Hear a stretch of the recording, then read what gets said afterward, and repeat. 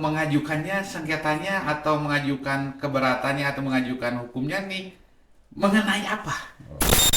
Substansinya sebagaimana tadi disampaikan bahwa para pemohon Baik. itu ingin membuktikan Ya, bahwa hasil perhitungan pemohon betul. dengan perhitungan kita di KPU itu ada perselisihan. Jadi kebetulan dengan mengajukan permasalahan karena kecurigaan money politik, Ya, tetapi yang mengajukan ini tidak bisa membuktikan mungkin. tidak bisa. Akhirnya MK memutuskan dismisal. Karena secara praktis ketika terjadi pelanggaran dan dibuktikan oleh Bawaslu bahwa itu terjadi pelanggaran, maka Betul. rekomendasi yang disampaikan oleh Bawaslu itu merupakan pertimbangan yang wajib kita tindak lanjuti. Yang KPU sudah laksanakan atau yang akan dilaksanakan oleh KPU untuk menghindari hal-hal kedepannya dalam pemilu sudah tidak ada money politik. Oke. Dengan kelembagaan yang tepat, tentunya juga itu akan menghasilkan sebuah informasi bentuk sosialisasi yang tepat, efektif dan efisien. Ya, yang jelas mungkin jangan sampai 5 tahun diganti oleh 50.000. Mereka mungkin saja berpikir bahwa politik itu uang itu yang mempengaruhi suara. Tapi harapan Pak Kadip ini ke depannya dalam pemilu 2029 ini gimana nih Pak Kadip dalam pemilihan?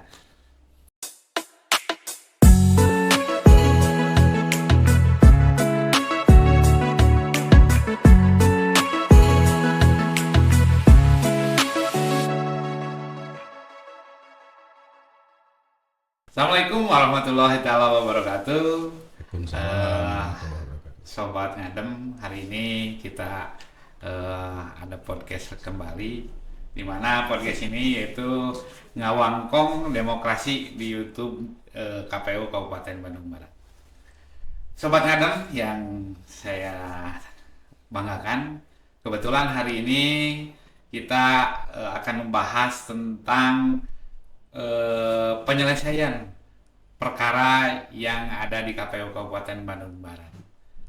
Pada saat ini juga sudah hadir yaitu senior kita, senior saya pribadi yang sangat sudah tampan sekali pada hari ini, sudah gagah, yaitu Pak Beben Faturrahman. Siap. Selamat siang Pak Beben. Selamat siang. Gimana hari ini? Sehat-sehat selalu kan? Insya Allah Iya.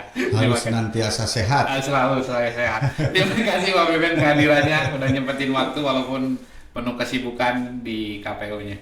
Pak Beben ngomong-ngomong nih, apakah di KPU Kabupaten Bandung Barat kemarin tuh ada sengketa nih? Wow, ya. Yang di pemilu sama pemilihan 2024 Iya, kemarin. betul. Oke, terima kasih Pak Wagum sebagai salah satu organik di KPU Kabupaten Bandung Barat. Terima kasih sekali lagi kepada rekan-rekan. Seperti tadi yang disampaikan oleh Pak Agung bahwa di KPU Kabupaten Bandung Barat telah dilaksanakan pemilihan umum, yaitu pemilihan presiden dan wakil presiden, pemilihan DPD, pemilihan DPR RI, termasuk juga sekaligus serentak dengan DPRD kabupaten kota dan provinsi. Betul. Nah, yang dipertanyakan tadi adalah apakah ada persengketaan dalam proses pemilu maupun pemilihan di KPU Kabupaten Bandung Barat. Pertama akan saya bahas adalah atau saya informasikan terkait dengan pemilihan umum sesuai dengan Undang-Undang 7 tahun 2017 tentunya. Nah, di proses pelaksanaan pemilu sebagaimana dimaksud terdapat 6 PHPU sebutnya, perselisihan hasil pemilihan umum. Ya. Jadi PHPU ini adalah diusulkan dan disampaikan kepada Mahkamah Konstitusi. Baik. Nah, ada 6 yang melakukan upaya PHPU di Kabupaten Bandung Barat. Jumlahnya 3 di Kabupaten Bandung Barat, DPRD Kabupaten Bandung Barat. Menyangkut penghitungan suara, Pak? Ya. Betul. satu DPRD provinsi Ya. dan 2 untuk pemilihan DPR RI. Ya. Jadi 6 usulan tersebut itu diputuskan dismisal oleh Mahkamah Konstitusi. Artinya dismisal itu Mahkamah Konstitusi atau dalam hal ini adalah Majelis Hakim dari Mahkamah Konstitusi itu menetapkan dismisal, artinya perselisihan hasil pemilihan umum itu tidak bisa dilanjutkan. Dilanjutkan. Dasar kewenangan yang menentukan itu adalah Mahkamah Konstitusi, atau dalam hal ini adalah segenap hakim yang memutuskan. Iya. Adapun pertimbangannya tentu adalah pertimbangan yang mempunyai kewenangan, yaitu Mahkamah Konstitusi. Jadi pertimbangannya ada, memang bisa diunduh di website Mahkamah Konstitusi seperti apa ya, sehingga perselisihan yang 6 disampaikan tadi oleh masing-masing peserta pemilu itu dinyatakan dismisal oleh Mahkamah Konstitusi. Begitu Pak Bung. Ya, terima kasih Pak Ben. Cuma itu dari 6 itu Pak Beben yang sebagai Ketua Divisi Hukum KPU Kabupaten Bandung Barat, itu substansinya itu apa saja Pak? Yang 6 itu. Substansinya sebagaimana tadi disampaikan bahwa para pemohon itu ingin membuktikan Ya. bahwa hasil perhitungan pemohon Betul. dengan perhitungan kita di KPU itu ada perselisihan. Ya. Ada perselisihan, dan mereka juga meyakini bahwa hasil perhitungan para pemohon itu adalah berbeda dengan yang dihitung atau direkap oleh kita sebagai KPU.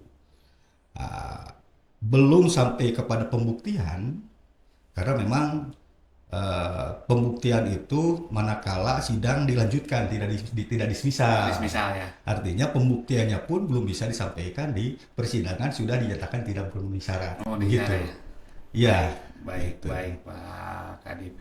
Ini kemarin itu memang belum pembuktian, tidak bisa dibuktikan oleh yang mengajukan ke MK Pak Kadip. Tetapi ini yang mengajukan ini mungkin para calon, baik dari calon DPRD provinsi dan kabupatennya Pak Kadip. Nah, ini mungkin menyangkutnya, ini apa sih? Dia mengajukannya, sengketanya atau mengajukan keberatannya atau mengajukan hukumnya nih mengenai apa? Kalau dilihat dari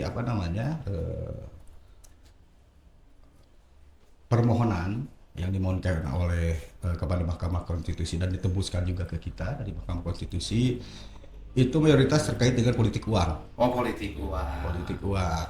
Mereka mungkin saja berpikir bahwa politik itu, uang itu yang mempengaruhi suara. Oh iya. Sehingga mereka memohonkan kepada Mahkamah Konstitusi dengan pertimbangan, kalau terbukti misalnya politik uang itu dilakukan di sebagaimana dugaan yang mereka pikirkan atau yang para pemohon pikirkan, itu berimplikasi terhadap penetapan Mahkamah Konstitusi terhadap perolehan suara. Betul. Kelihatannya seperti itu, ya, Pak Bung. Betul. Jadi kebetulan dengan mengajukan permasalahan karena kecurigaan money politik, tetapi yang mengajukan ini tidak bisa membuktikan mungkin. Akhirnya MK memutuskan dismisal. Tidak dilanjutkan. Nah, itu ya Pak Kadip. Nah, ini Pak Kadip yang kalau ini kan bisa terdeteksi dari awal money politik ini.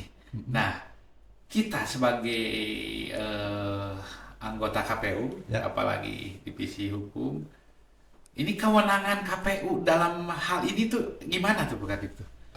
Kewenangannya. Kewenangan terkait dengan penegakan hukum pemilu atau pemilihan, tentunya kita juga menurut pada Undang-Undang 7 tahun 2017 atau dalam pemilihan itu Undang-Undang 10 tahun 2016. Betul. Wewenang di dalam ketentuan tersebut, wewenang yang diberikan oleh undang-undang adalah kepada pihak Bawaslu. Pihak Bawaslu artinya apapun yang diputuskan oleh Bawaslu tentunya kita akan tunduk dan patuh terhadap putusan Bawaslu yang sesuai dengan ketentuan perundangan tentunya. Betul. Artinya secara praktis ketika terjadi pelanggaran dan dibuktikan oleh Bawaslu bahwa itu terjadi pelanggaran, maka rekomendasi yang disampaikan oleh Bawaslu itu merupakan pertimbangan yang wajib kita tindak lanjuti. Betul. Itu tentunya tindak lanjut yang dilaksanakan oleh KPU tentunya akan disikapi dengan secara kelembagaan melalui pleno KPU Kabupaten Bandung Barat, sehingga keputusan itu menjadi keputusan yang memang sesuai dengan ketentuan yang berlaku. Oh iya, baik. Sobat Ngawangkong, memang penindakan atau kewenangan KPU memang sudah dijelaskan oleh Pak Kadip. Mana mungkin jawaban-jawaban dari Pak Kadip ini untuk memberikan jawaban terhadap masyarakat, Pak Kadip. Ya. Di mana masyarakat juga banyak yang menanyakan gimana nih banyak yang main nih politik atau politik uang di bawah. Nah, untuk menghindari hal itu Pak Kadip, apa sih yang KPU sudah laksanakan atau yang akan dilaksanakan oleh KPU untuk menghindari hal-hal kedepannya dalam pemilu sudah tidak ada money politik? Oke. Salah satu wewenang KPU itu sendiri dalam konteks penegakan hukum di pemilu maupun pemilihan adalah diantaranya adalah program pencegahan. Pencegahan ya. Lebih baik mencegah daripada sudah terjadi. Betul. Meskipun ya tadi disampaikan dugaan-dugaan pelanggaran itu memang informasi yang ada itu kita kita kutip informasi itu meskipun secara hukum tidak ada satupun yang diputuskan melalui Bawaslu ataupun MK ataupun PT Tun dari sengketa pilkada tentunya. Nah, salah satu bentuk pencegahan itu adalah pertama melalui sosialisasi. Betul. Sosialisasi antar kelembagaan sebagai penyelenggara pemilu, dalam hal ini adalah KPU Kabupaten Bandung Barat tentunya dengan Bawaslu Kabupaten Bandung Barat. Penting itu dilakukan koordinasi karena untuk memastikan kesepahaman terkait dengan ketentuan tentang penyelenggaraan sesuai dengan ketentuan peraturan perundangan yang ada.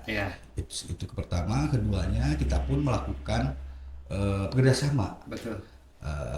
Salah satunya adalah dengan Kejaksaan Negeri Kabupaten Bandung. Betul.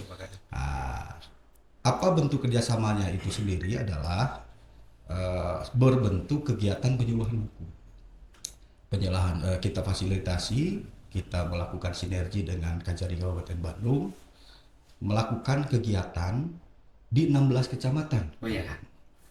Kita keliling di 16 kecamatan. Kita lakukan penyuluhan hukum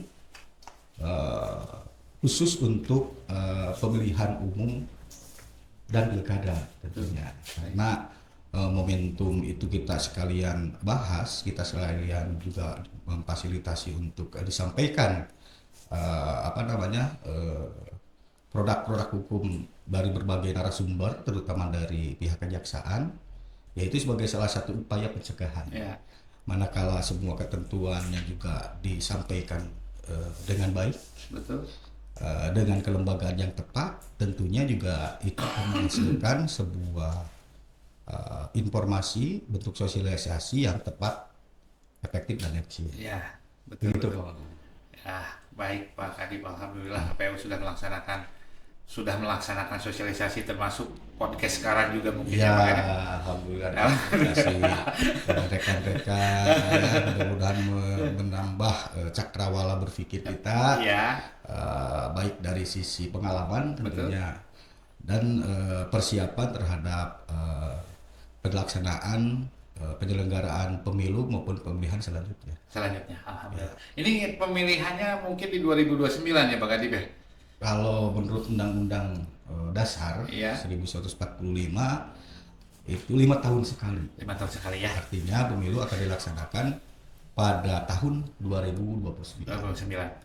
Alhamdulillah, berarti tinggal 3 atau 4 tahun lagi ya. Ya. 3 sampai 4 tahun nih. Tahapannya mungkin bukan mungkin ya, kegiatan tahapannya sudah dimulai tahun 2027. Oh, 2027 ya. Tahapannya. Iya, betul Pak Kadip. Jadi siap-siap Pak Wagub dan rekan-rekan semakin sibuk. Semakin sibuk ya Pak Kadip.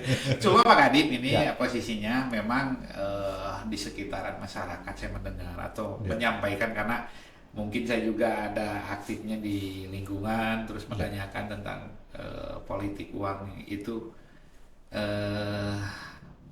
Ini politik uang ini memang tidak bisa dibuktikan mungkin ya Pak Kadip ya, kalau melihat dari perjalanan kita sidang di Mahkamah Konstitusi.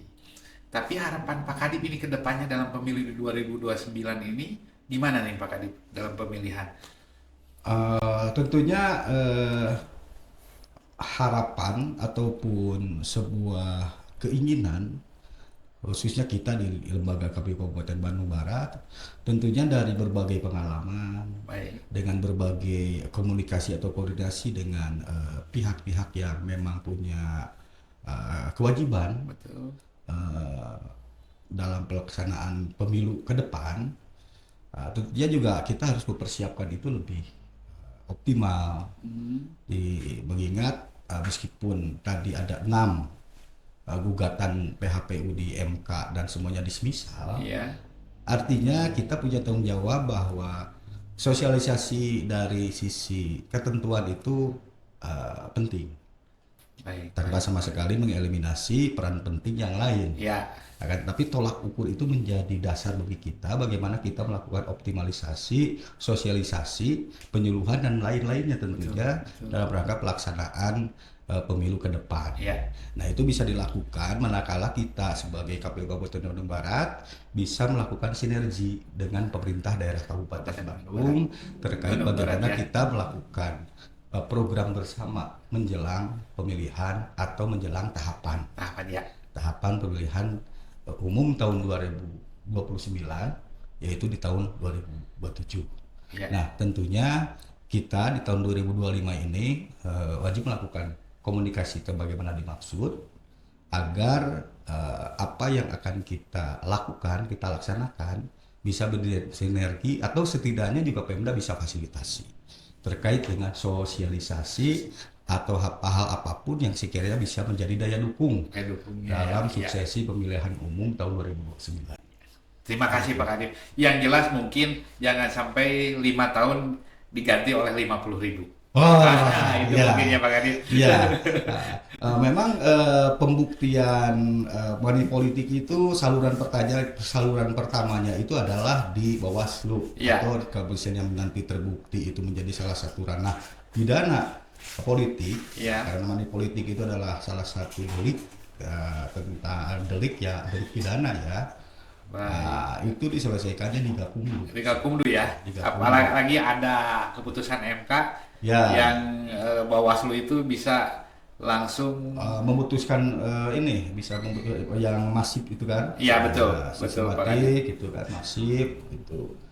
Dan TSM ya. Iya betul Pak Kadip.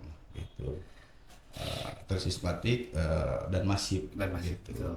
Nah, itu bisa diputuskannya itu adalah di tingkat Bawaslu. Di tingkat Bawaslu, nggak kayak lagi dulu ya? Tidak. Dan diputuskannya satu tingkat di atas. Ya. Di atas wewenang kita. Berarti provinsi itu? Bawaslu provinsi. Bawaslu provinsi ya. Provinsi yang bisa menentukan atau membuktikan atau menguji dari gugatan yang dilakukan oleh peserta pemilu menjadi TSM. Terstruktur, sistematis dan masif. Iya. Dan TSM itu, putusan TSM itu bisa mendiskualifikasi. Iya. Kalau terbukti, misalnya sebarannya sesuai dengan ketentuan, sistematisnya melibatkan siapa, dan kualitas masifnya itu seperti apa. Nah, kalau itu semua terbukti, itu Bawaslu dalam hal ini provinsi ya di Kabupaten Bandung Barat bisa mendiskualifikasi. Tapi alhamdulillah di kita kemarin tidak ada hal-hal yang masuk indikasi atau indikator-indikatornya tidak nampak di pemilihan yang sudah kita laksanakan. Iya. Alhamdulillah Pak Wagub. Wah, alhamdulillah ya. Ya mungkin Pak Kadip, terima kasih. Ini lagi mungkin Pak Kadip lagi sibuk dengan aktivitas sebagai anggota KPU. Oh iya. Diganggu masuk ke ruangan podcast ini. Oh iya. Biasanya kalau diculik sama Pak Wagub suka berbahagia. Ya baik. Baik sobat ngobrol, demikian ngobrol demokrasi bersama Kadip Hukum KPU Kabupaten Bandung yaitu Pak Beben Fatur Rahman. Alhamdulillah sudah selesai. Mudah-mudahan menjadi suatu ilmu buat sobat-sobat semua. Amin. Untuk kedepannya sobat-sobat terus tonton podcast KPU Kabupaten Bandung Barat. Terima kasih sobat. Assalamualaikum warahmatullahi wabarakatuh. Terima kasih Pak Ben. Terima kasih.